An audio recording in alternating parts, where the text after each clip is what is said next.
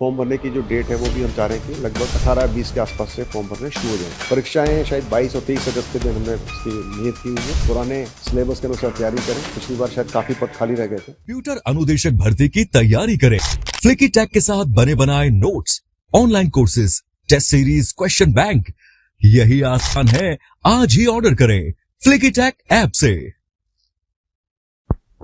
प्रदेश के लाखों युवा बेरोजगार जो कंप्यूटर अनुदेशक भर्ती का इंतजार कर रहे थे, उनका अब लगभग पूरा हो चुका है। एक बार उनको आप बता दीजिए कि क्या कुछ उनकी भर्ती का स्टेटस है, किस तरीके से विज्ञप्ति, डेट। हम प्रयास कर रहे हैं कि बीसीआई एससीआई की जो नोटिफिकेशन है वो अगले हफ्ते के अंदर जारी हो जाए। अगले हफ्ते से पहले भी अगले हफ्ते तक जारी हो जाए। और साथ ही साथ फॉर्म भरने की जो डेट है वो भी हम चाह रहे हैं कि लगभग 18-20 के आसपास से फॉर्म भरने शुरू हो जाएं। बीसीआई एससीआई के परीक्षाएं शायद 22 और 23 अगस्त के दिन हमने इसकी नियत की हुई है। उसी तारीखों में परीक्षा होंगी, तो आप सब तैयारी करें। जो सिलेबस है वो जो सिलेबस पुराने थे वही हैं, ज़्यादा फर्क नहीं है।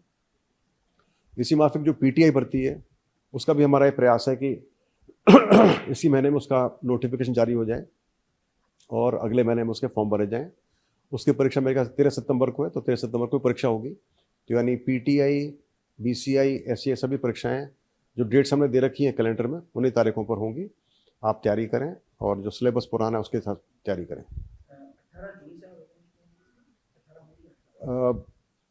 बीसीआई एससीआई के हमारा प्रयास है कि 18 मई के आसपास हम आवेदन शुरू करा दें और पीटीआई के इस महीने के आखिर में या अगले महीने में शुरुआत में आवेदन करने शुरू करा दें। बीसीआई के पदों की ऐसा मुझे संख्या याद नहीं है, अभी मैं नहीं बता पाऊंगा, पर मेरे ख्याल से अच्छी संख्या है। बीसीआई के पदों की अच्छी संख्या है और पीटीआई के भी मेरे ख्याल से शायद 900 पद का था, वो शायद भरने के बाद 1400 या कुछ ऐसे हो जाएंगे। तो अभी एग्जैक्ट नंबर नहीं आया, मगर जितना मैं समझ रहा हूँ कि लगभग 1500 से ऊपर पदों की भर्ती होगी पीटीआई की।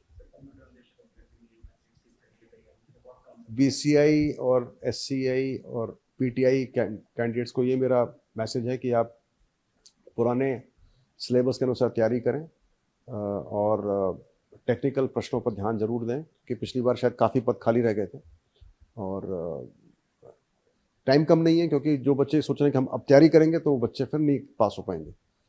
हमने मार्च 2025 में ही बता दिया था कि आपकी परीक्षा किस तारीख को होगी, तो मैं समझ रहा हूँ कि वो बच्चे जिन्होंने उस समय पे देख लिया था डेट परीक्षा का, वो तैयारी कर रहे होंगे तो जरूर पास होंगे।